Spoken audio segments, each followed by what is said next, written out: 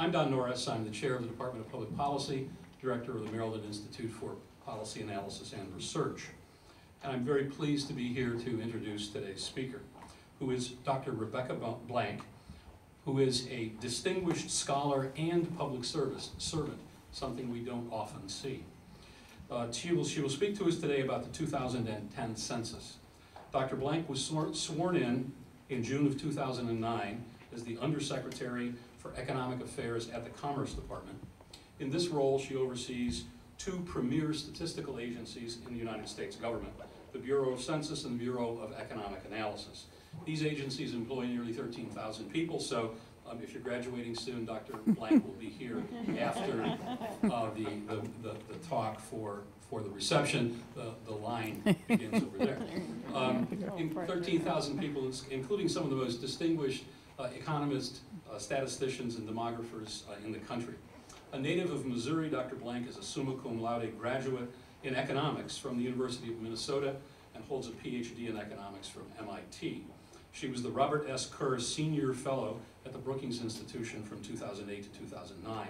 Prior to her arrival at Brookings, she was Dean of the Gerald R. Ford School of Public Policy at the University of Michigan, where she implemented a major expansion of its faculty and graduate programs. She also served as co-director of Michigan's National Poverty Center. Dr. Blank was previously in governmental service as one of the 3 members of President Clinton's Council of Economic Advisors from '97 to '99. Her research has focused on the interaction of the macroeconomy and governmental social policy programs and the behavior and well-being of low-income families. She has a number of books and many articles on this subject. Her most recent works are Insufficient Funds, Savings, Assets, Credit, and Banking Among Low-Income Families, co-edited with Michael Barr, 2009. Working and Poor, co-edited with Sheldon Danziger and Robert Shoney in 2006, and many others that are too numerous to mention. Dr. Blank is a member of the American Academy of Arts and Sciences, a fellow of the Society of Labor Economists, a lifetime associate of the National Academies of Science, and she has served in a wide variety of advisory and professional roles, including service on the boards of directors of MDRC, the Economic Policy Institute, the Urban Institute. It is with great pleasure that I welcome Dr. Rebecca Blank. Thank you, Don. Thank you, Don. I'm delighted to be here. I've actually never been on campus at UMBC, though I've heard of the campus and the school for many years and have known some of the faculty here. So it's good to be able to come and meet you all in person. I don't live that far away down in Washington, D.C., so I'm sorry I haven't been here before. I managed to break my arm about a week and a half ago, which is mainly a big inconvenience, but I do have to tell you my one-armed economist joke. Since I served on the Council of Economic Advisors, this is a story about the CEA. It was actually formed in 1946 under President Harry Truman. And it was formed at the same time the Joint Economic Committee was created in Congress. And when Congress created the JEC, someone said, well, gosh, if we're going to have a coordinating economic group, shouldn't the White House have one too? And at least as tradition tells it, Harry Truman had no interest whatsoever in having a Council of Economic Advisors, but he was given one. And, obediently hired 3 guys, they were all guys in those days, and brought them into his office to talk to them about the current economic situation, asked them 1 or 2 questions, and like good economists everywhere, they immediately started arguing amongst themselves. And he threw them all out of his office, never invited them back, they never talked to the president again, he then spent the next year or 2 of his term, whenever he wanted to tell jokes, going around saying, I don't know what's wrong with economists, I want, they all want to stand there and talk about, on the one hand this is true, on the other hand that is true, they can't reach conclusions, I want a one-arm economist. So here you have a one-arm economist come to tell you the answers. So I am, as Don noted, currently serving at the Commerce Department, and I have the honor of overseeing a number of things, including the Census Bureau. And I want to talk to you today about the 2010 census, because I have to say this is the most fascinating project that I've ever been involved with in my life. This is a project that starts 10 years previous. So in some sense, I and everyone who's come in with this administration are Johnny-come-latelys. The planning and the processing for this census was largely done in the previous administration. And we are basically, you're talking about partisanship in some of my conversations earlier. The census does try to be a nonpartisan and independent agency and to do its job regardless of what administration is in place. And I do believe that it's reasonably good at that. But the interest in the 2010 census is that it really combines all three aspects of my job in one very visible and fascinating project. On the one hand, there's an enormous amount of management issues and sort of final decision making and dealing with emergencies as they come down the line. I talk to the director of the Census Bureau every day. We meet together face-to-face once a week. We meet with the secretary and the other senior leadership at Commerce once a week, certainly during this whole period while the decennial census is in implementation. At the same time that you're doing the management of the organization, however, there's just an enormous number of really substantive issues out there, and I'll talk about a few of these towards the end of this talk. And then all of this is overlaid with the fascinating politics of America and how Americans view the government, which of course hits right into how they view the census. So it's been a really fun ride to be working on this. And I'm going to start, I think, by telling you just a little bit about what is the census, how is it put together, and then come back and talk about some of the issues that we've dealt with over the last 6 months as we've been moving into this. So the Census 2010 is the largest domestic deployment in history. This is true just about every time we launch the census. Think about trying to be in touch with every single person in the United States. People often use a political campaign model, but political campaign models aren't very accurate because in political campaigns you want to talk to your friends, right? And maybe people on the margin. You can't talk to your friends in the census. You've got to talk to everybody. And I mean literally talk to them in some cases, knock on their doors and get them to open the door to you. We are also the largest public sector jobs program in this country, and we happen to be running that program at just the right moment in time, given the economy. But we will, over this entire year-and-a-half period, hire about 1.4 million temporary workers. We are, in the months of April and May, going to be employing about 800,000 temporary workers to knock on doors. So you're going to be hearing about the census and jobs, and I'll come back and talk about that too. And this is an expensive enterprise. Knocking on everyone's door and getting a farm to them is not cheap. It's going to cost around $14 billion. Now, the census, as I suspect many of you know, is mandated in the Constitution. This is not something that we all made up more recently. It actually was a belief that if you're going to have representative government, you have to know how many people and who you're representing. And the only way to do that is to do a census. Now, the idea of a census is not a new idea. In fact, the most famous census in history is not a US census, but a census that was taken around 0 BC, I guess 0 AD, when, according to the Christian stories about Jesus' birth, Mary and Joseph left Nazareth and went to Bethlehem in order to be enumerated in the Roman census at that time. That census was not about democratic representation. That census was about taxation. And indeed, most of the census, all of the census that I think most historians are aware of prior to the United States Constitution were about taxation of one form or another, though they had some enumeration components as well. The US was the only census to be, the first census to be really fully devoted to enumeration for the purpose of representative democracy, and we have never used the census for taxation-related purposes, I'm proud to say. It has been run every 10 years. We therefore have quite a bit of experience. It's changed over time, and we are in the midst of running it this decade. So let's talk about why we run the census. In December 31st, 2010, we delivered to the president by mandate, we have to have the data together by this point, the population information needed for apportionment of the United States House of Representatives. So that means we have to give them basically population counts by state. Okay? States at their discretion can determine how you divide up the seats. But as you know, there's actually, Congress has debated over the years, how do you translate population into seats? And of course, as the country has grown, we started with a much smaller House of Representatives, but over time we've argued as the country has grown about expanding the size of the House of Representatives versus making each seat represent more people. Since 1920, or the late 1920s, we've used the same formula. So Congress actually hasn't had a formula fight over how to report. This could be a year when we do, but it hasn't happened for quite a while. And the likelihood is we will use the historical formula we've been using for most of the last century to turn population by state into congressional seats by state. In addition to, this is actually a little bit of picture of the apportionment of the House of Representatives that happened in the changes from 1990 to 2000. And it's not a surprise to anyone here that it's the West and the South that's been growing and therefore gaining seats, while the North and the Northeast has been losing seats. And indeed, that is a pattern that we continue to expect to see, though the West hasn't grown quite as much, we believe. We'll find out when we get the data. In addition to US apportionment, of course, there's also state legislatures. And on April 1st, 2011, we deliver all of the population by state to the finest jurisdiction. And the finest jurisdiction here is a 3,000 to 4,000 level census tract.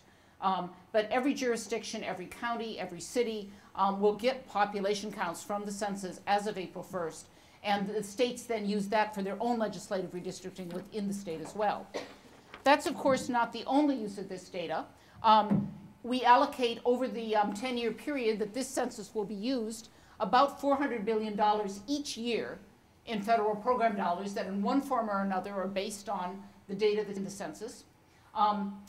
State and local governments determine a lot about the services they provide, where they put fire stations, where they put hospitals, where they put medical clinics on the basis of census data. And the private sector uses this data as well. So retail establishments have a long history of looking at census data to decide where do you locate this to best reach the population that you're marketing toward with your particular business. So one example here is school district boundaries. School district boundaries are based on that very fine census tract level data that schools draw as they're deciding who goes to what school. And it's stuff that affects your life in a very fine way, I think is the way to say this. It's not just the big picture about apportionment. Okay. How do we conduct the census? So you have to start, if you're going to conduct a census and count everyone, the way that we've done it is to start with a complete population list of all the addresses in the United States. So we really don't know any of your names. What we know is all of the places where people live.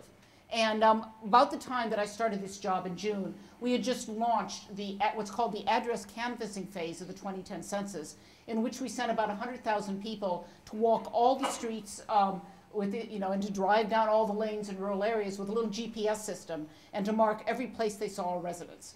Now, that's easier said than done, particularly in this environment. So, for instance, the question, does that garage that has electrical wires going to it a residence or not? Is that basement a separate residence and should be allocated separately for its own farm from the rest of the house? How many people are really living in all of these apartments? And in a time of foreclosures and doubling up, this was actually quite a challenge. And you do a lot, I must say, when I drive through strange towns, I look differently than I did before going through this whole address canvassing process and thinking about, gosh, what are the clues as to who's living or not living here when you look at it? With a complete address list and a lot of other organization, we mail forms out to every address that we have on our list. There's actually a few exceptions to that. There are a few areas where we deliver by hand, particularly some distant rural areas. But by and large, everyone gets mailed a census form. The forms all went out on the 15th of March. I hope everyone here got one. There's sometimes mistakes in this, or there are forms that the post office returns rather than delivering, that sort of thing. The cheapest and most accurate way for you to be counted in the census is for you to return your form and mail it back. Every 1 percentage point of additional forms that we get mailed back saves us $85 million because it's very costly to send enumerators around to knock on doors. So the game we're playing right now until the end of April is we want as many forms back in the mail as we possibly can. But we know we won't get them all. This is the form. I think many of you have probably seen it. To quote the publicity, 10 easy questions, 10 minutes. It is one of the shortest census forms in history. It looks actually quite a bit like that 1790 form. It doesn't look like it, but it has many of the same questions on it. There are a few changes, but that original form asked about age and populations. It asked about race, in part because in 1790 we counted people of African American descent differently by a different fraction than we counted white Americans.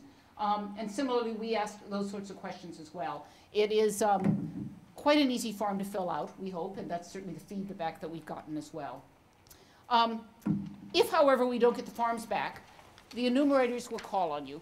Someone will call at your house. And the first thing the enumerators have to do is determine whether a residence is occupied. And it turns out, we have a long process by which you determine, if you think a place might be deserted, you have to have at least 2 pieces of information that confirm to you that place is not occupied before you can code it as unoccupied in the data, because we want to be sure we don't miss anybody. If it is occupied, the enumerators are going to knock for up to 6 knocks. They will come back at different times of the week. They'll come back at different times of the day. They will try to get information from you. If they cannot find anyone home after 6 or so tries, we don't then just throw it away. We know this is an occupied household, and we then follow a process for what happens if we can't get anyone to answer the door. If it is possible to talk to neighbors, you try to get information about neighbors because they are your next most accurate source of information. If it is not possible to get information about neighbors, we impute what that household likely looks like based on a weighted average of who their immediate neighbors are and who's in the larger census tract. Okay? So by the time we finish this process, we have counted people in 100% of all occupied addresses in the United States. So, people often ask, well, we say we only get, 70% of the farms back. Isn't that incredibly low response rate? Well, yes, but the answer is the response rate doesn't determine our final count. The response rate is where we then start from when we go out and enumerate. There are 2 additional census activities that take place that are outside this mail back and enumerate process. One is a count of those in group quarters. This includes dorms, nursing homes, convents, jails, barracks. Most of those get enumerated administratively. So if you're in a nursing home, the administrator of the home will list everyone in the home and give us the information we want. I think dormitories, student dorms, are one place where they actually pass the farm out, and then they often have an evening where they pass it out and then collect it back. But in most group quarters, it's administratively enumerated. And then there's another process to count those who aren't in residences. And on March 28th, 29th, and 30th, we were in the process of contacting. Previously, we had identified all of the soup kitchens, mobile feeding units, and shelters all across the country in every area. We do this jointly by working with the local government, and we work with local partners who are involved with the homeless population. We identify all those locations, and we identify all locations in the area where people are known to sleep out overnight. And we go to count all of these over those 3 days, and we visit every one of those locations on one night. And this process actually went quite smoothly this year. It got less attention and less publicity than it has in some other years, which I don't quite know why, because I find it a fascinating process. And we'll see what that count comes out as. As you may suspect, some groups are harder to count than others. There are populations that are suspicious of the government. I'll come back and talk about some of that. And there are populations that have very limited English literacy skills. One of the things we're doing this year that we've never done before, in census tracts that have more than 20% Spanish speakers, according to our previous data, we are sending out bilingual forms. So one of the interesting questions is that going to increase our response rate in heavily Spanish communities? We've also worked very hard at the confidentiality message. Census data is collected by a statute known as Title 13, and it's actually one of the more watertight statutes out there. This has been litigated again and again, and Title 13 is almost always, it just has trumped everything. So, is the data confidential? We do not share it and cannot share it by law without, with massive penalties with any other agency around government or anyone else. And, every census worker will take an oath not to share any personal information that they collect with sort of major penalties should they violate that oath. So there have been, our past history has sometimes fallen down on this issue. The most obvious recent time was the Spanish internment, when the president ordered and Congress approved that the Census Bureau must provide data to the government in order to identify people in Japanese ethnic neighborhoods so that they could round them up for internment camps. And it was partly that experience that led to the passage of Title 13, which has now been in place for a number of decades and has absolutely trumped every challenge that has come to it. And there have been times, from the White House where presidents have wanted to get information about, Richard Nixon wanted to get information about a couple of people, wanting to know where they lived that he thought were enemies of the state and was turned down. There have been a number of cases like that, and it doesn't work under Title 13. That's good. Of course, the problem is getting the word out to populations that don't necessarily believe you when you say, I'm from the government and I promise you this is safe. And I'll tell you in a minute, it's one of the things we've done. So how do we get that word out? A whole bunch of things. We have a huge advertising and marketing plan. I hope everyone here has seen census ads on buses, on the TV, on the radio. We have more dollars this year by quite a bit than we've had in the past. The ARRA, the stimulus dollars, put an additional $250,000 into the census, of which half has gone into our advertising budget. and really allowed us to expand the language programs in part. But we are advertising everywhere, including social media. And in fact, we sort of upped our social media advertising about the middle of January and immediately saw a jump among those ages 18 to 24 in terms of their awareness of the census. So there's quite a bit of evidence that this advertising matters. We're doing special outreach to non-English speakers. As I noted, we have bilingual forms in Spanish that we're actually mailing out. We had an original list of about 14 languages in which we're doing paid media and advertising. The additional stimulus dollars allowed us to add another 14, so we're now actually doing advertisements in 28 different languages, and many of those are not TV advertisements, but newspaper advertisements or radio advertisements, very targeted in very specific areas and populations and groups. It also includes a lot of internet work, because in many places, there's the internet site you go on if you're Polish in this neighborhood, and to find out about your connections about what's happening back home. Getting the word out. Census in the Schools is a wonderful activity in which we're basically put together a curriculum, kindergarten through 12th grade, that talks about statistics. It talks about history and why you count and representative democracy. It has language, new words for spelling. I mean, it goes across the range. And we've been working with a variety of Sesame characters. Clifford the big red dog, I was able to do an event with. The census director on the same day was doing an event with Dora the Explorer, who's been just a great promoter of the census for us. So there's a variety of ways. Why do we reach out to kids? Well, two issues. One, in non-English speaking households, the kids are often the connection into mainstream society. And if you say to kids, when that census form arrives, tell your parents they need to fill it out, that actually does a lot for us. And secondly, we do want kids to know about the census. They're going to be adults in this country for many years, and we want them to understand why this is important as well. In doing all of this, we've done something this year that has gone far beyond what we've done in the past. We have over 250,000 organizations out there that have formed voluntary partnerships with us. And this ranges from big national organizations.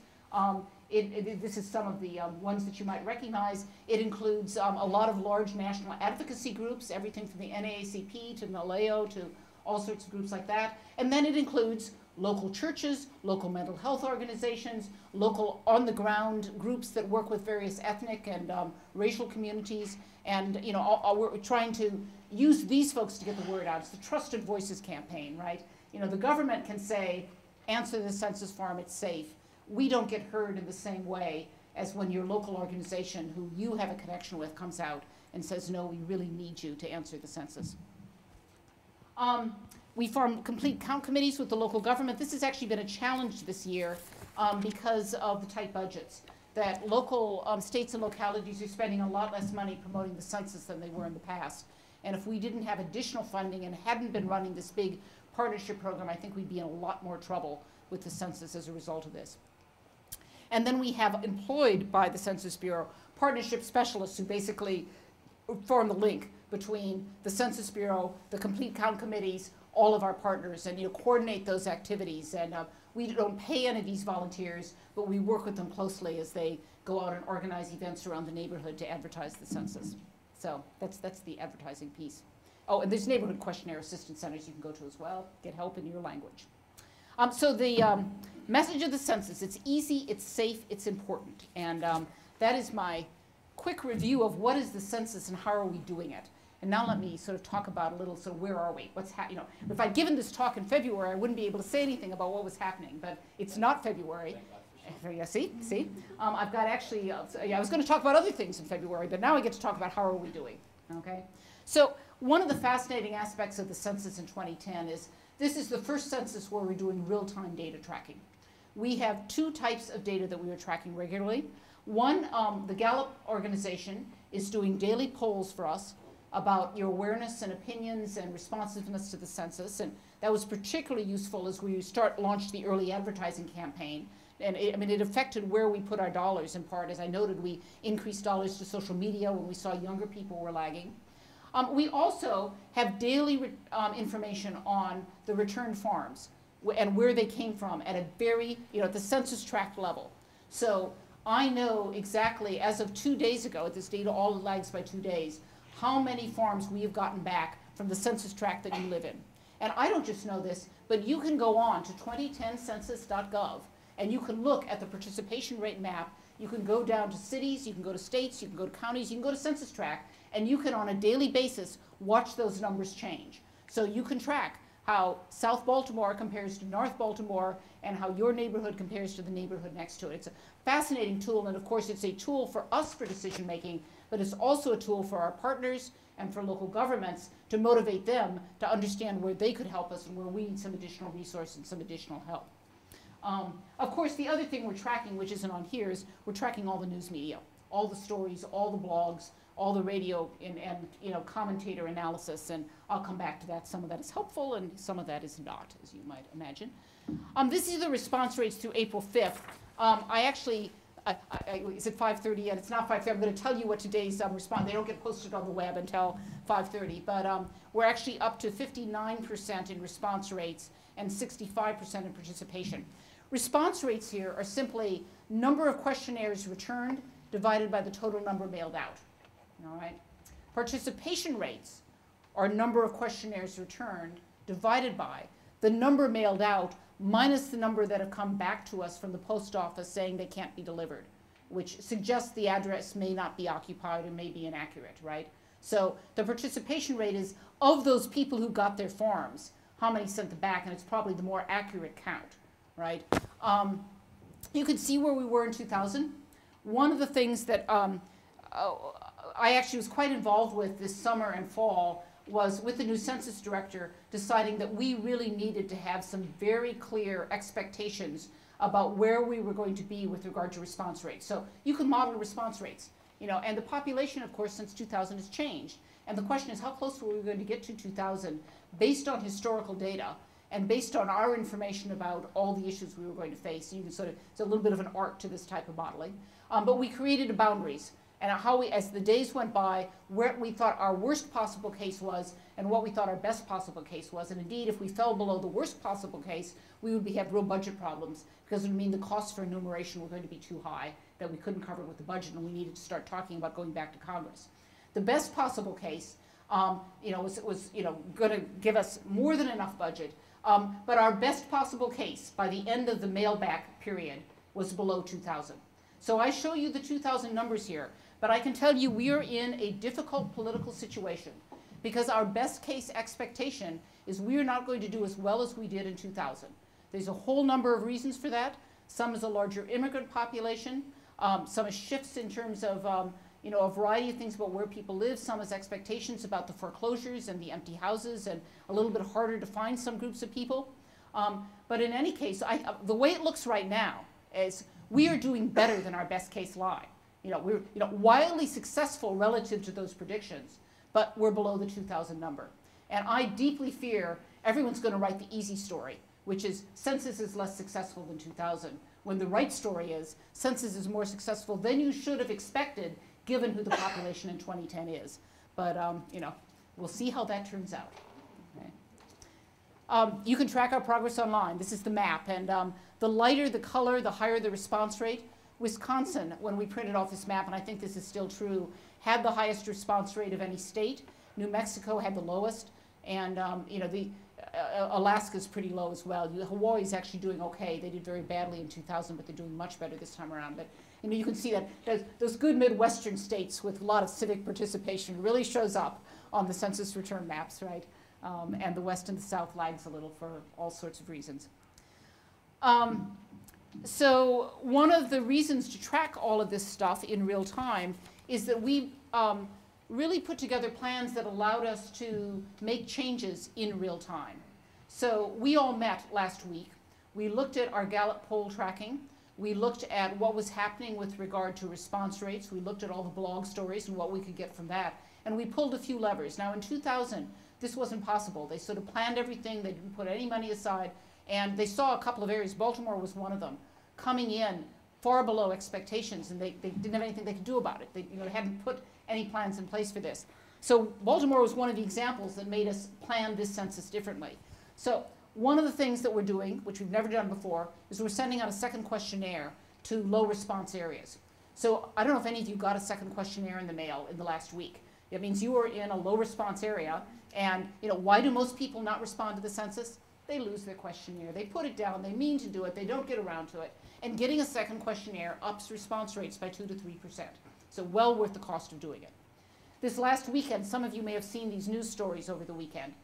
We asked our partners in hard-to-count areas, particularly Hispanic and African American urban areas, to do a neighborhood blitz, to do parades, to do, have people march down the streets, knock on doors. Everybody in these areas should have just gotten their second questionnaire and say, mail back your second questionnaire, fill it out. It's called the March to the Mailbox. Come to the mailbox with us and drop it in. And as you can imagine, in some neighborhoods, this was very well organized and they did a great job. And in some neighborhoods, the partners weren't quite as well organized and no one really noticed. But it was an effort to really hit those areas again after they'd gotten the second questionnaire. Thirdly, last week we allocated about another approximately $20 million in advertising to the areas that are coming in with the lowest response rates, both by geographic area and by certain targeted subgroups. So that we've got another round of ads that are going out in those neighborhoods, trying to get people, again, now that they've gotten a second questionnaire, to respond back. And none of this we've done before. We don't really, we've got sample evidence that's just advertising and the second questionnaire matters from small experiments the Census Bureau has done, but we've never done this as part of the census. So it's a real question of how much kick are we going to get off of these last few weeks of doing this additional stuff, these additional organizational efforts to turn people out and to get the questionnaire back rather than having to knock on the door. Okay. Why do we care?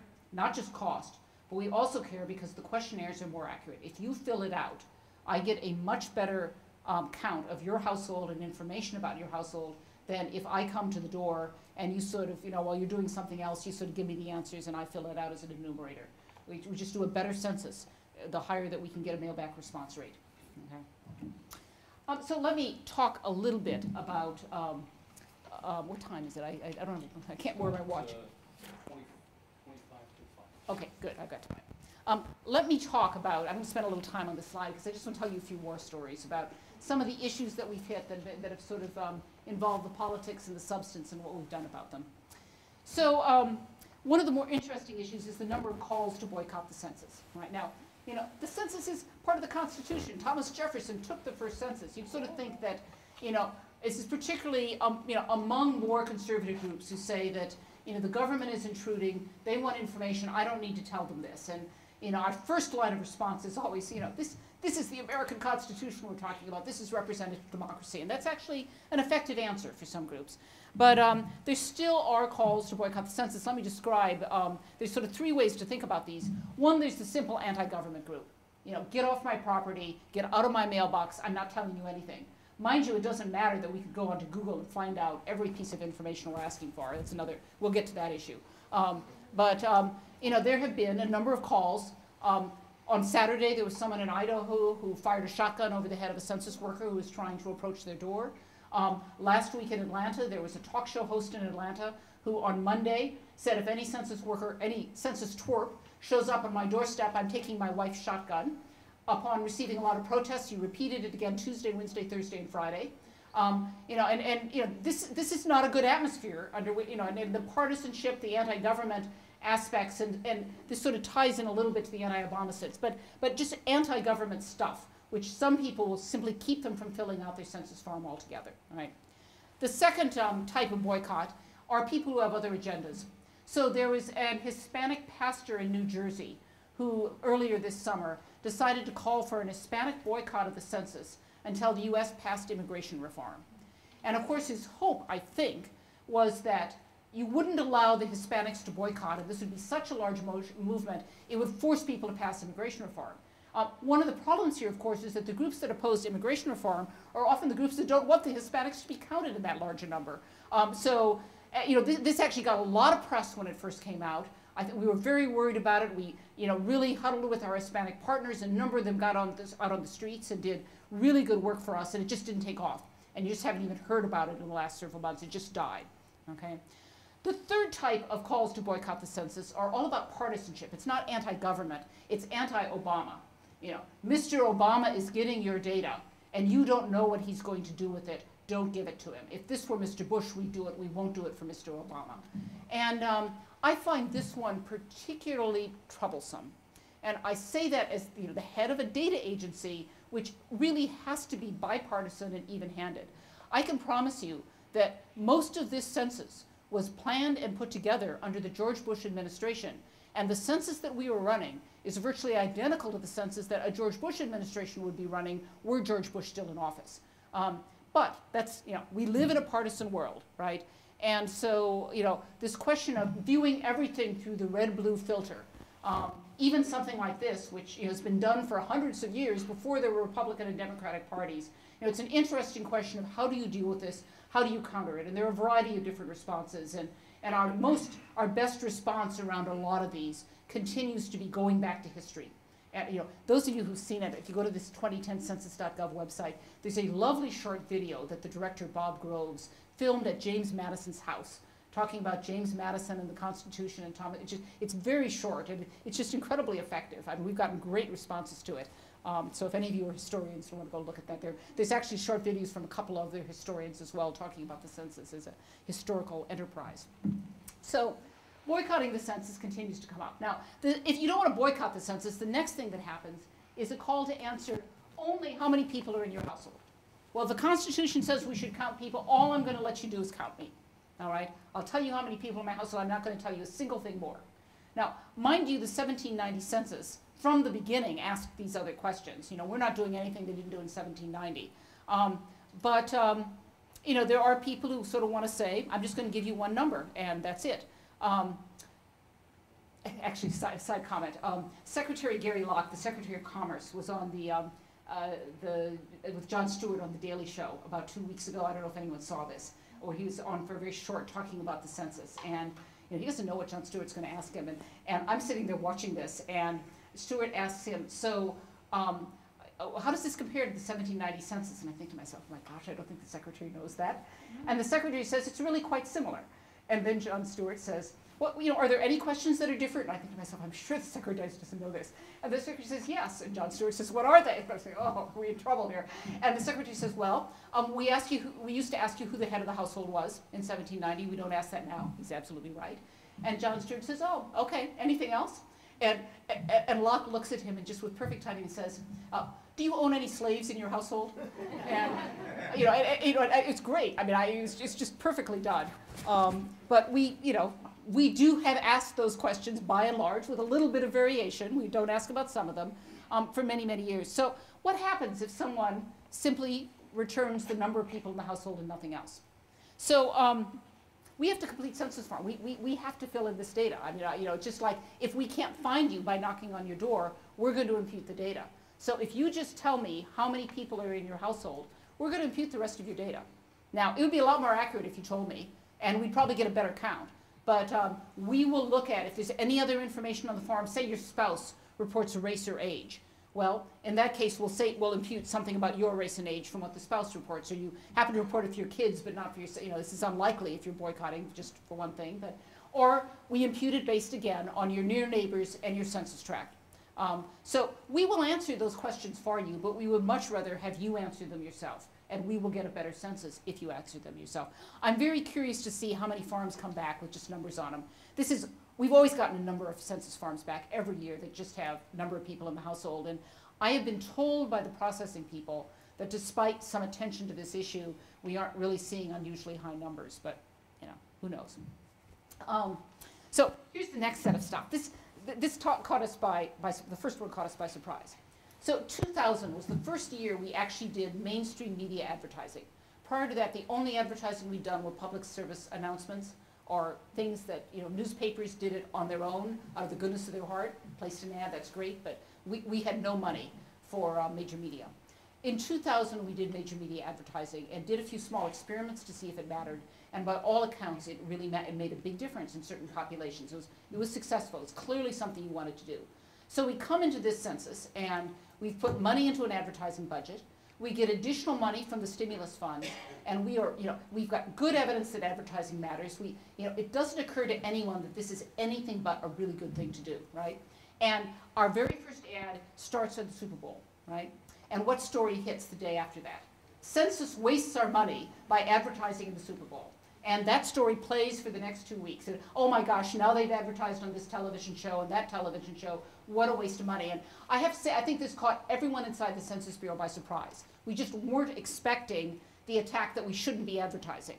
You know, and some of this was, you know, we'd run the numbers. There was a reason why we were on the Super Bowl. It was because it cost us 4 cents per person, given the viewership of the Super Bowl, to advertise there, much more cost effective than buying lots of little ads that were far less visible.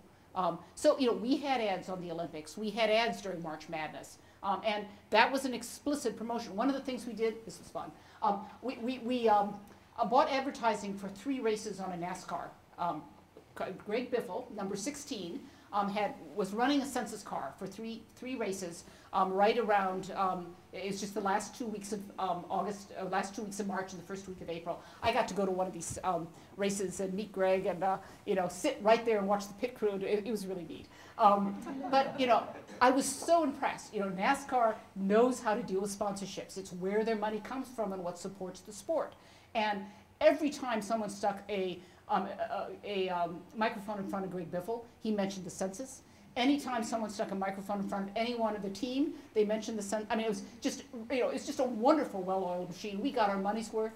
And given the number of people who watch NASCAR, I think that one cost us 2 cents per viewer if you know, price it out. So all of us were quite surprised about the too much spending on advertising. And I have to say, it's one of the things that worries me. If our results come in to say we did less well than 2000, but you know, we spent a lot more money on advertising, well, that was actually fed into our models. But nonetheless, we're going to get attacked on that. As look, they did all this advertising. It obviously didn't help because they didn't even do as well as in 2000. Now, you know, any of you who know anything about modeling knows that that's not quite the immediate conclusion you can jump to, but it will be out there in the press, and we've really thought about that one and working on getting a good response out. Well, so then there's the other group. We aren't spending enough money on advertising. And it won't surprise you to know that a lot of that conversation is coming from various specific partners who have particular interests in particular populations and really want to make sure we're reaching out fully to that population. So, you know, we didn't buy advertising in every single black newspaper in this country. We bought advertising in the higher circulation ones in every city. And that means in some cities you bought it in 2 out of 3 or in 2 out of 4. We had a major protest from the Black Newspaper Association because many of them didn't get a census contract. Now, the fact that they got 3 times more money than they had in 2000, and many more of them got advertising this time around than 2000, wasn't the issue. The issue was we didn't get the money. And I don't want to pick on the Black Newspaper Association. Believe me, this came to us from a variety of places with very similar types of arguments. And those groups, whatever we come out with, are going to argue we didn't do as well as we could have because we could have spent more money on advertising to their group. And that's just inherent in running a census where you're doing this sort of stuff, right? Next issue that we spent a lot of time on, and this is one where I'm going to be quite critical of the Census Bureau, though, you know, Lord knows I'm not sure how they would have done it differently, but one of the most criticized substantive issues about what's on the farm are our race and ethnicity questions, okay? It's not new to ask what should you put on for race and ethnicity. In the mid-1990s, in 1994, President Clinton, because of concerns from the 1990 census, directed the statistical office inside the Office of Management and Budget to put together a commission to review the way federal statistical agencies asked about race and ethnicity. This isn't just the census, but you know, all sorts of federal data agencies collect this information. Right? This turned out to be a 3-year process. It was incredibly political. It was incredibly divisive at certain points in time. But the commission came out with a set of recommendations. And those recommendations said, here are the boxes that you should list under race. And people could mark any box that they want. They could mark every box. It's the first time that people are allowed to mark multiple racial boxes. It's not just a black or white question. There's, you know, a bunch of like 18 boxes there. You decide and mark what you want. And then following that, there's an are you or aren't you Hispanic question. Okay. The 2000 census took those recommendations and put them into the 2000 census, and they actually didn't generate a whole lot of controversy. I mean, part of you've been through this huge process, everyone finally reached consensus, and you know, people were very interested in categorizing multiple racial categories and how many people used that and all that sort of stuff. Well, the problem was in 2010 we're using exactly the same recommendations that came out of that 1990 commission. Nobody went back to review any of this. Okay, now there was enormous tiredness after 3 years of this commission. And in 2001 and 2002, nobody thought about opening those questions up again. But you know, by 2004 and 5, they should have, because this is a rapidly changing country. We should have reviewed those categories. We should have asked, you know, we don't have to do a 3-year commission. We should at least have done some review. I've actually asked the people inside the census why they didn't, and they said, you know, we talked about it and we decided it just wasn't going anywhere. We, you know, to be honest, they said we thought it would create problems for us in the administration. You know, why raise this issue? It's not one that's top of anyone's concern in the administration. So it just didn't happen. And the result is the following problems. So the category for blacks and African Americans reads blacks, black, you know, you can check this box, black, African American, or Negro. Negro is on that list for very clear reasons. In 1990, there were, the commission in the 1990s looked at that question closely. There were a substantial number of older Southerners who identified primarily with the word Negro when you asked about race, all right? And they decided after some debate that you needed to include that along with African American and black. And indeed, in the 2000 census, even though the word was in there with the box, there were 50,000 other people who checked other and wrote in Negro by itself, which indicates there was still a substantial number of people who identified that word, okay? Well, if you have an aging population, you know, and younger people are not using this identification, one reason to review this form is this is becoming an increasingly obsolete word, and obviously for some groups in the population, an insulting word. So we've had constant news articles and criticisms of the census for including the word Negro on our racial classifications. And you know, I think they're right. The census director himself has apologized for this. He said we should have reviewed this. Had we reviewed it, we probably by 2010 would have removed it. And we need to go through that process in the future. But there it is, and that's drawn a lot of attention. Second thing that's happened is the where do I belong questions, and those come from 2 groups. They come from Hispanics and they come from Arab Americans. Now, Arab Americans weren't on anyone's list back in the mid-1990s, and in fact there were no Arab American groups that participated in that 90s commission. And I don't think it was because they weren't asked. I think they decided this wasn't, the, you know, they just weren't in this game. They, you know, they didn't have that type of political identity. Well, this isn't true by 2010. So you get both Arab Americans and Hispanics looking at the race categories and saying, I'm not Caucasian, I'm not black, there's no category for me. You know, Hispanic alone doesn't do it. And, you know, they've got a point, right? Indeed, if you look at those race classifications, they're the result of all sorts of political compromises. Some of them look like nationalities. Some of them look like races. I mean, you know, they're all over the map. So this issue of how do you deal with race and ethnicity in a society that is steadily evolving and changing in its notions of what is salient in people's notion of race and ethnicity is a fascinating question, and one that the 2010 census has been caught in the middle of. And one of the things that I have talked with a bunch of people around government is as soon as we are done with the actual enumeration and can all catch our breath, we're going to sit down together, at least to start with a small group, and say, can we imagine a process that isn't a 3-year huge commission, that by the time it's done, nobody wants to touch this again for years, but that actually meets regularly on an ongoing basis to review this stuff, to ask about what should this be, what shouldn't it be. And indeed, in a modern census that's online, where it's much easier to input information and to scan in all sorts of ways, maybe we don't have boxes anymore. Maybe you just say, do you have any self-identities that you want to notify us about regarding race, ethnicity, or anything else? And if you want to write it in, write it in. Or maybe we have 150. Anybody that anyone wants on the form that passes certain criteria, we put there, because on an online census, you aren't limited. One reason we have the boxes we have right now was a real concern that this all had to fit on one page. All right, and that really limits the number of boxes you're going to have. You know, we're not going to do a paper census in 2020. I'll make that prediction quite boldly. Most people will be doing an online census, and that opens up all sorts of possibilities. The other issue is the difference between Hispanicity and ethnicity and race. And is Hispanic a racial classification? Is it an ethnic classification? Why is it a separate question? That is the result of all sorts of discussions in the 1990 commission. There was disagreement about whether Hispanic should be listed in the boxes or should have its own question. At the end of the day, the major national Hispanic organizations wanted their own question, partly because they were convinced they'd get a higher count. And I think there was good research evidence to suggest that. Whether we should continue to do that, I don't know. You know, nobody's done any research in the last 10 years on this one. It wasn't, you know, it wasn't on the scope. So the race and ethnicity questions have taken a lot of time. Finally, let me mention census jobs. Here's something that in 2000, you know, no one paid much attention to. I actually was in the White House in 1999, and so people were talking about the 2000 census, and the question came up, in the red-hot economy of the late 1990s, would it be at all humanly possible to hire 600,000 people in 2000 to run a census as enumerators? And we were not sure. The answer was yes. So most people we hired were working second jobs, they were retired, or they were high school students or college students. I mean, they just weren't any unemployed. The unemployment rate was around 4%, and it was really hard to hire. Fast forward to 2010. It's a different world out there, right? And one of the things around this census that I think no one 10 years ago would have predicted is that we've had as much attention to our hiring and our jobs program as we have had to the census itself. As I noted earlier, we are the biggest public sector employment program in the country by orders of magnitude. We will be hiring approximately 600,000 to 800,000 people for enumeration in March and April. That's going to swing the employment numbers hugely in May.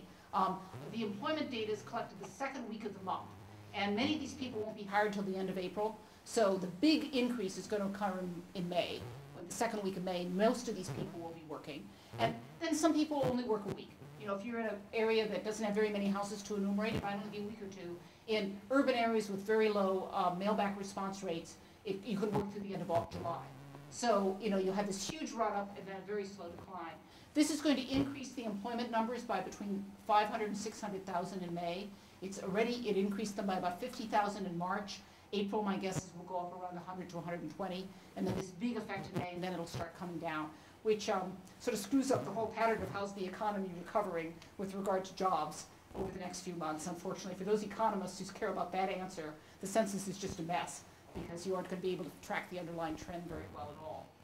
It also will affect the unemployment rate, not quite as much, because we do get people who work for the census who weren't unemployed, who kind of say second jobs or come out of not working at all. But the jobs question is a fascinating one, and one of the reasons why this census is actually going to cost a little less, I think, than we expect is because it's just easier to hire people, and the rates at which we're hiring people are a little bit lower than we had originally planned back in the mid-2000s when we were putting our first cost estimates together. So, that's helping us on the cost side. So let me talk about two other topics quickly, and then I'll stop. What's the most important thing that I think I'm going to do in this job? Plan the 2020 census in its early years. If you really want to run a different census from what we've run in 2010, you've got to start in 2010 planning for 2020. I think the 2010 census, and I've said this in public, it's not a surprise, is outdated. Basically, we completely revised the census process between 1960 and 1970, and we have run essentially the same census since 1970 every 10 years, all right? That might have been okay in 1990, it maybe was okay in 2000. By 2010, this is an outdated census. We're doing it all paper-based, and that's just not the way anyone should be collecting census data these days. We've got a long ways to go to get where I think we need to be in 2020, and that means you've really got to start now thinking about what are the issues you have to solve, what are the concerns that are going to come up, what legislative action do you need? So let me throw out a couple of things that we're thinking about. And this is all still in the thought process, no promises here, but it is issues we're going to be working on and thinking about now to try to move forward to 2020. First of all, and most obviously, online response. How does this change the farm? How does this change the way people interact with the farm? How does it change the number of questions you can ask and the way in which you ask the questions? And how many people realistically will be able to respond online? And how do you get to the people who don't? Do you still have to mail it to every household because you don't quite know who's got a computer and who doesn't? That's hard to guess. By 2020, we might all be answering this on our iPhone. The technologies are changing so rapidly that I can almost guarantee you whatever we set up will seem a little bit out of date by the time 2020 comes, but it ought to be more in date than we are right now. So, response options. Number two, do we really have to go out and knock on doors and count people? I mentioned earlier, for most people, if I Googled you online, or if I looked at your Facebook entry, for heaven's sake, I would find out all the information the census is asking about, by and large. So the government collects a lot of data. And a lot of that data asks who's in your household and how old are you, what was your birth date. You may or may not have sex or race on it. You know things here. And so why do you actually have to collect all of this from people individually if they've already reported it? Can you use administrative records that the government already has in its possession to conduct a census. There are some countries in the world who have only administrative censuses. So if you're a Scandinavian country and everyone carries an identity card and they register everybody, they don't need to go knock on your door or send you a questionnaire. They just scan through all the identity information in their administrative records and that's their census. Well, we're never going to quite be there in the United States in any of our lifetimes. But we do have a lot of data. And so the question is, can you conduct the majority of the census through administrative data? And then how do you identify the people who aren't in your administrative data set and get out to them? The advantage of a census that is all centered around addresses is you can get pretty complete, right? You might miss a few people out at the end of the road, but it's pretty, you sort of know what the sampling frame is and how many people there are out there. Once you move away from, I think you're still going to have to stick with address. You're still going to need a master address file. And you've got to match administrative data to addresses and then see which addresses do you not have any data for. And that's a challenge. It's a challenge because of the nature of the U.S. population. We are going to have undocumented aliens here. We're going to have people who aren't in the tax records. We're going to have people for whom you don't have administrative data. And you've got to be able to get to those people as well as to those who you get administrative data from. And then the third issue here on the 2020 is the whole question of processing and collaborate. There's always new ways to process this data, better ways to process the data. Half of the data processing is still going on by paper and pencil in a variety of ways. There's a whole bunch of reasons for that, many of them bad. But we really need to computerize the entire census and all of the processing and figure out how to do this right. So that's the 2020 issue. Let me close by noting that while this talk has been about the census, there's some big questions that the census raises, and in some sense the saliency of this huge effort puts them right in your face during the decennial census. And they aren't questions that go away. They just aren't quite as salient in other times because you don't have this big activity going on. And the two big questions that I think are most important here are, what are our views of government and what are our views of privacy, and particularly privacy over interacting with government. And our views on those two things tend to set our views towards the census.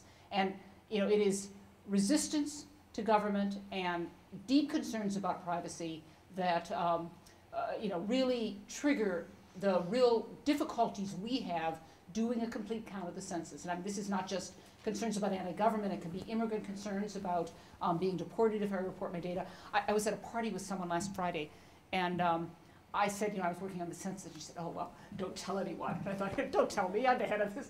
Don't tell anyone. But, I lied on one element on my census form so that, no one would really be able to track me. And I said, oh, so which one did you, I figured, well, she could tell me, I'm curious, right? So which one did you pick to lie on? And I'd never met this woman before, I never will again. She said, oh, I fiddle around with my birth date a little bit.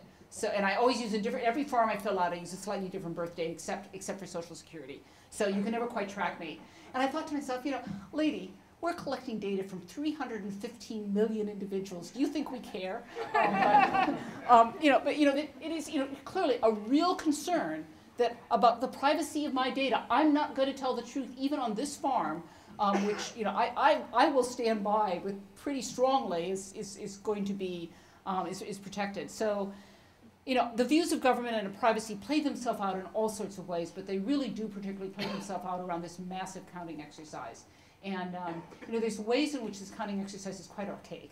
The sense you could actually go talk to every person in the country and get them to tell you about their household. Well, no wonder people resist this. We just don't act this way anymore in some ways. But on the other hand, it's refreshingly archaic, since we are one society. And one thing the census is about, and it's a fascinating way to be about building a it's the term that we use, the portrait of America. Really trying to figure out every 10 years who we are, how we've changed, where do people live, how, and where are they, who are they, and how are different areas of the country changing. And the census does that in just a beautiful way and is very, very important. Forget the short-term count issues and the apportionment. That's all really important, and that's why we do this. But in the long run, in the historical run, I actually think the biggest value of the census in the long run is about that changing portrait.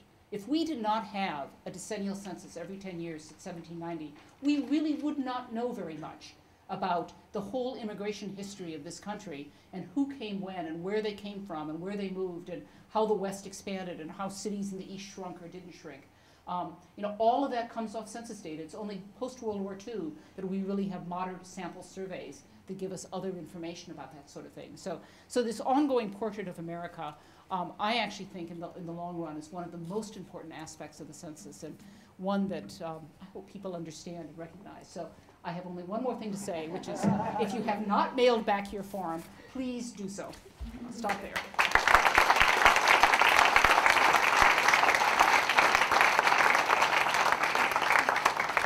Dr. Blank has agreed to take questions, but before she does that, I promised Delana that I would mention the next two social science forums. Thursday, April 15th, Greenhouse Gases, Policy and Economics. This is the Mullen Lecture sponsored by the Department of Economics. Paul Joskow, president of the Alfred Sloan Foundation. And then on Monday, April 19th, National Drug Demand Reduction Priorities by Thomas McClellan, Deputy Director, Office of National Drug Control Policy. And the second thing I want to mention is that after we're done here, we have a reception, so you can please gather around the food, and Dr. Blank will also be available to schmooze with her. Be sure and ask for jobs. So, Don, let me start off. Yeah, I want to thank Becky for being here. She and I served together on the Urban Institute Board, and I was very impressed with her for years in her role as dean at Michigan. Let me ask a question about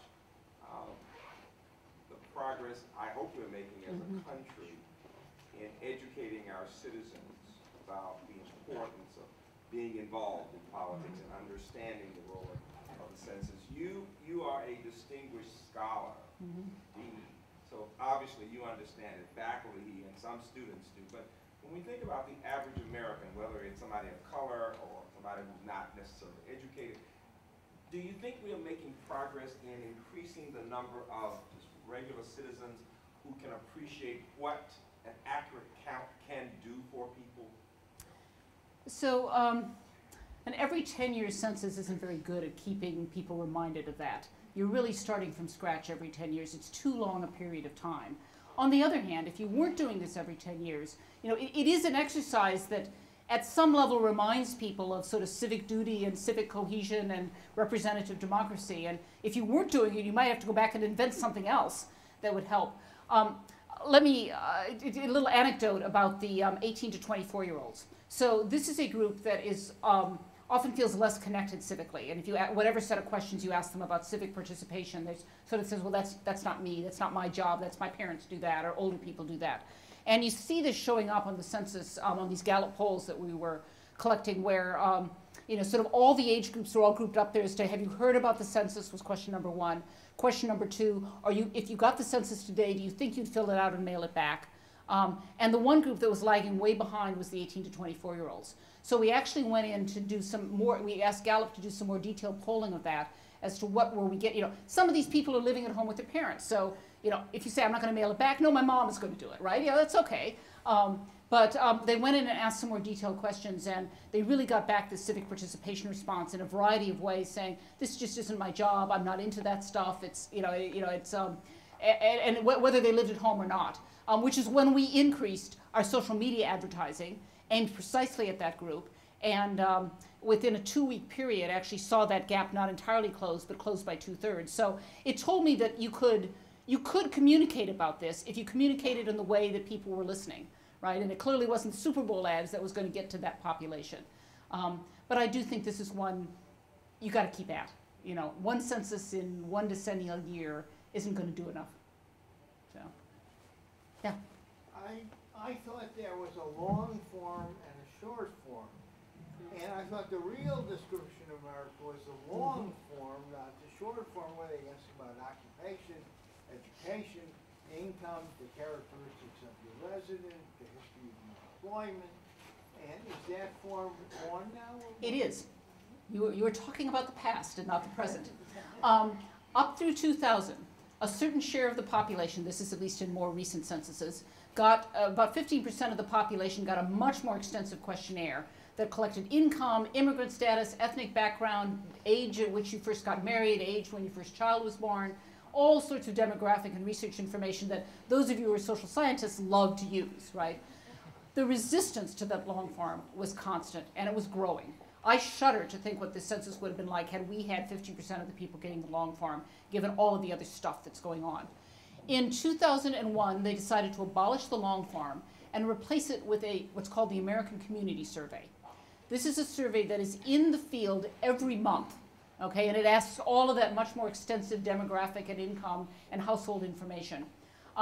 So any 1 month isn't a huge sample, but over the year you get big enough samples to work with large states and large cities. Over 3 years you get big enough samples to work with medium-sized areas, and over 5 years you've got enough data to provide reasonable samples with pretty low sampling error for areas of 20,000 or less. So the ACS has replaced this. The census is only the short form. This is another reason we actually were hoping to get some better response rates this time, is because there is no long form. Yeah. Well, this raises the question of sampling as a measure of understanding the population. And I understand in Congress there was a great deal of opposition to use sampling. And now you're saying that for everything except the most basic data, our understanding of the U.S. is based on samples. So when they were preparing for the 2000 census, they prepared for 2 censuses. They prepared for an enumeration, which you count every single person, and they prepared for a sample, because their belief was that it would be cheaper and just as effective given modern sampling techniques. You really didn't have to count all 289 million, however many people there were in the country that day. They were, by Congress, they were sued for this, and Congress told them to not pursue the sample. In 2001, the Supreme Court ruled that based on the wording in the Constitution required a door-to-door enumeration, that you needed to count every person. That was the intent and the wording of the Constitution, and you could not sample. So the Census Bureau does what it is instructed to do by the Supreme Court, and we count everyone for the census. For all other things that the Census Bureau does, we use various sampling techniques, because you couldn't, it's too expensive to do this sort of thing in a complete enumeration. That's another reason to be quite chary about the number of questions you have on your form, because you're really putting a lot of time burden on it, lots and lots of people when you send them out to everybody. Yeah, right here. Yeah. I was wondering if, as you said, there's a lack of participation of people between ages of 18 and 24. Do you think maybe if there was just a civic engagement class throughout instilled in maybe high schools throughout the country, maybe that statistic could be improved, or some other way other than ads to improve that statistic? So I would love to believe that education was the answer to civic improvement, and that if we all required a mandatory high school class, that everyone would turn the census form. I admit, despite the fact that I've worked much of my life in educational institutions, I'm just not sure that's the way it works. I think you get people to participate in civic events because their friends do it, because you create a community where lots of people are doing this. There's a reason why high schools and colleges require people to do community service and community learning credits. And I think those are wonderful ideas, because the way you learn civic participation is you see trusted people around you doing it, and you try it yourself, and you realize that there really are some rewards to being part of this larger community. And I actually think that education goes a certain distance there, but I think the experiential learning is equally important, particularly for younger people, for what the benefits are. Yeah. Yeah, I have a question with the race and ethnicity idea. Do you think that there could ever come a time where either one can become solitary, whether it be the question of race or ethnicity, or kind of comprising the two into one? Because it seems as though that if you answer a question in the ethical it could also be answered in the same way as a racial response. So do you find any chance in the 2020 census having one category in that respect? So I'm speaking completely on my own volition. I'm not making any predictions here. One could see at least one approach as being check all the following boxes with which you self-identify, right? And that might have some racial categories, that might have some ethnicity categories, that could have LGBT on it on the list. I mean, there might be also, you just imagine one question that just says, we want to know how you self-identify yourself. Here's a whole list. Check those you think are appropriate. I don't know what the effects, you really want to do research on various approaches of this sort and see what its effects are and who responds in which way to which type of arrangement of the questions you use. But that is one approach that many people have suggested, and that was actually considered by the 90s Commission as well, but rejected in part because the Hispanic groups wanted their own question in that year. Yeah, I'll keep heading this way. At the beginning of the talk, you mentioned congressional representation. Yeah. There are 435 members Yeah. of the U.S. House of Representatives. How is that number affected, and who does it? So as I mentioned, that there was a period of time when we actually argued over how many people belong in the House of Representatives, because as the country grew, you had a trade-off here. If you have 20,000 people per representative in 1790, I don't know what the number was, and then you sort of double the population in the next 20 years, do you double the size of House of Representatives, or do you have more people represented per representative? And of course, you get into all the political food fights of the old seaboard eastern states and the new Kentucky, Tennessee, and Ohio states, and the shifts of power that this brings about. So this was a very contentious issue. It continued to be a contentious issue up until the early part of the 19th century, the 20th century. It wasn't until this last got settled in the late 1920s, and it has not been reopened seriously since then. But it is up to the House of Representatives to determine what the apportionment rules are. And if the House of Representatives wanted to say, we want to grant more seats and have 500 people here and apportion them differently, that the Census Bureau we just do the numbers, right? It is a congressional decision, and certainly at times in the past it has been a very divisive decision that they've hit. Thank you. Yeah. Yeah. Understandably, a great deal of attention is focused on certain populations like minorities, illegal immigrants. I wonder if there are mechanical and procedural issues that might lead to missing very large numbers of people. For example, I never got a census form, not the first one, not the second one, lived there for 22 years, and I suspect it's because I use box number. And there will be millions of people like that who might use a box number and not have the census form delivered. So this is one reason why we don't go through the post office, because there are large numbers of people who do not get their mail delivered to their house. There are areas where they don't deliver to the house, where you all go pick it up in the store. There's large numbers of people who use boxes. Now, your address should have been picked up by the address canvassing in one form or another. And one of two things is possible. One, it got misentered. So you're number 17 and it got entered as number 19, and number 19 doesn't exist, right? Or there's some other glitch. You will get a numerator coming to your door, or you could call the 800 number and ask for a form and send it in, and they'll send it to you. But one of the reasons why we do the address canvassing and we don't rely on postal lists, by themselves, is because postal lists are incredibly incomplete when you start. There's some 15 to 20% of the population you don't reach with the postal at their home with a postal list. So, yeah.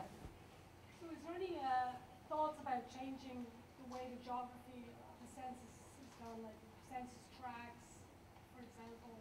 No, so census tracts are groups of about 3,000 to 4,000 people in the population. And I don't know, what year was it? There's some historian here who must know that they drew the census tract line, 60, 70? It was somewhere right in there. And these are very small areas, obviously. And census tracts have worked very well. We actually, they're drawn so that the boundaries are, if there's a major road, that's a boundary. If there's a river, that's a boundary. They occasionally get divided. As the population grows, you divide tracts up in various ways. But I don't think there's any belief that we're going to completely redo that system. That is one thing I've not heard a single complaint about in the whole 10 months I've been in this job. Well, like sometimes you'll see, for example, a census tract might actually, part of it might be in Baltimore City, part of it might be in the county. It doesn't follow necessarily political. Yeah, one of the things we cannot do, and actually I actually think there's probably a purpose to this, we can't calculate return rates by congressional district, because congressional district lines do not necessarily contiguously follow census tract lines. So, the census cannot be so politicized as to actually tell you by congressional district what your response rate is. You're going to have to figure that out yourself. You can go look at the census tracts in your district and add them up and divide this one and two. But I've always been told, people always tell me with a straight face, oh, we just can't, I actually think there was some political calculation by the census in not wanting to be able to provide congressional district lines, but that's my own interpretation. Yeah. I have two questions. First of all, what do you do with people who and fill it out accurately, except they don't answer the race and ethnicity question, or they check other and put human, something like that. So there's several types of incompleteness you could imagine in a census form. One is somebody who fills everything out. You know, there's 7 people in the household. It's complete, except for one person. They skip the ethnicity issue. You know, they just didn't get it all filled out. You know, they mistakenly skipped something. So if there's information from the household on these issues, the first thing we do is look at what else is filled in. So if there's 7 people in the household, all the rest of them are Hispanic, we will impute Hispanic to that 7th person, right? That one. So if there's 1 or 2 little missing things that look like somebody just accidentally skipped it, we impute it from the form. You know, if there's other information you can use. Similarly, if someone does everything but fill out race ethnicity, if they do it for 1 person in the family, that will give us some information. If nobody in the family has race ethnicity filled out, then we go to this imputation based on some weighted average of their nearest neighbors and their whole census tract, okay? And that's exactly what we, you know, it's the same thing we do if none of the data is there. If you never found anyone home, you have to impute all of the data if the neighbor can't provide you with any information. So it is an imputation process. I mean, what's clearly wrong would be to throw the data away if you know that you have an occupied house but simply can't get anyone to answer the door. You know, far better to impute than throwing it away you know is wrong. Imputations is likely to hit the mean at least.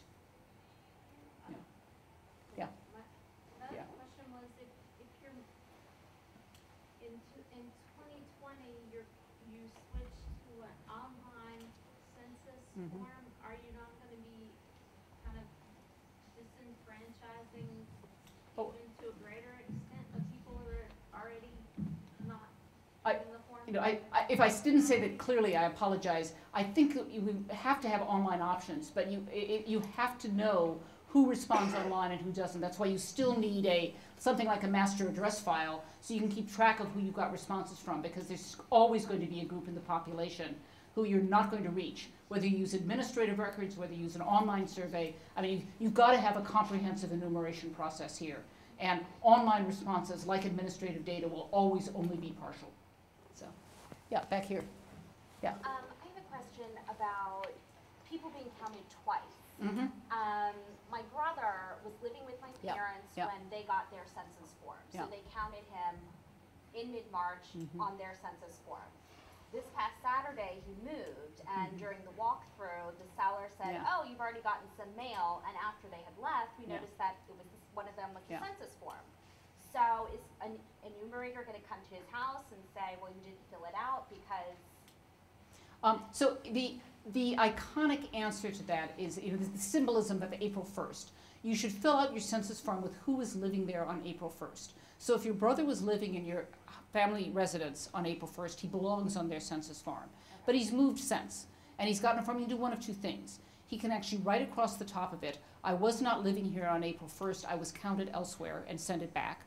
Or he can wait until someone knocks on his door and explain that to them, right? But you know, that's why the April 1st symbolism is important, because there are these, you know, if you're very pregnant, you know, basically, you know, we actually advise people, because you get these calls saying, I'm pregnant, I don't know if my baby's going to be born, should I wait, Say, well, you know, if you actually have someone who's very ill or very pregnant, you should wait till April 1st to fill out and send back your form. I was working late one night, I was the only one left in the office, and the phone rang, and I picked it up, and we don't get many of these in my office, because people don't know enough to call us, and it was this older woman who somehow had gotten the phone number that, our phone number, said, you know, I got my census form, she said, and so I'm not very well, this was like late March, you know, I'm just not sure I'm going to make it till April 1st. I sort of thought, what is, you know, so I politely said to her, well, you know, in that case, you should not fill it out until the 2nd of April and then mail it to us promptly. I'm sure you'll do that. So I hope she did that. Yeah. Next to her. Yeah. I have a question about the psychological implications of people who don't necessarily trust the government or trust the census form. When you say to these people, well, this is the same thing that's been going on since 1790. This is what Thomas Jefferson did. I mean, in my mind, that doesn't seem like it would reassure everybody. As a matter of fact, it seems like it would make things worse for some people, you know? And obviously, it doesn't reassure everyone, because there's still people who don't respond, right? Yeah. I mean, because, you know, then then you would be saying, well, this is the same form that counted African Americans as 3/5 of a person, or whatever. So this is the issue of trying to do targeted advertising, right? Okay. There's certain groups of conservatives who sort of threaten to boycott the census, who are reassured by being told it's a constitutional mandate, it's been around since 1790. There are groups of immigrants who could care less about what happened in 1790 and are very concerned about this issue of will the INS get my farm? And you target them with the idea of the protections and the fact these farms go nowhere and to no one else and that the data really is fully confidential. So depending on who you're talking to, you have different messages, and that is the advantage of sort of the multiple language, multiple group targeted advertising, is you can tailor your ads a little bit more to be the trusted voices in that community. This year, Hawaiians were given a racial category on the census, and I was wondering if you could talk about that. Was that the result of some sort of advocacy? And if you were a group, say the LGBT community wanted to get on the census, what would that process be like? So there is not a formal process. I mean, the Native Hawaiians has been a long debate. It was a debate through the 90s. And you know, they basically wanted to be recognized in a variety of ways, and it's made a real difference to our Hawaii. Hawaii was the lowest mail-back return state in 2000, and it's now right there in the middle. And I think part of that really is the inclusion of Native Hawaiian on the census form. You know, part of the issue when I say I want to create a process here, there is no process. There's no, well, if you know the president, it would help, but actually we're quite resistant to the president telling us what to put on the census. That's probably the wrong answer, but, you go to Congress and have them try to pass a resolution. I mean, you don't want to get into that for determining questions on the census. And so there needs to be a process which both is open to public advocacy in some sense, but also has very clear rules and criteria about how at the end of the day we make transparent decisions. Yeah. I can promise you the LGBT community is very much involved in exactly that question right now. We have time for 2 more questions. Okay, these 2 people in the back both have their hands up. Yeah. Yeah. No, either 2 of you here, each in white shirts. I'm curious to know that the people that you get a low response rate from, does that correlate anything to do with the economic class of these individuals? For example, do you receive low response rate from the poverty areas within the United States? And these people already don't feel as though that they're a part of the government or America in this thing. So regardless of the effectiveness of marketing, do you think that these individuals will even think about that? They're trying to worry about putting food on the table, and the last thing on their mind will be the There's census. a lot of reasons why people don't respond. The fear issue is one of them, but another one, there's no question that the low response areas are disproportionately areas with people of color, lower income areas, and very rural areas. The rural areas is more about, it's partly poverty, but it's also just partly about access. And there's all sorts of reasons why those areas are harder to count and why we have much more extensive enumeration issues there.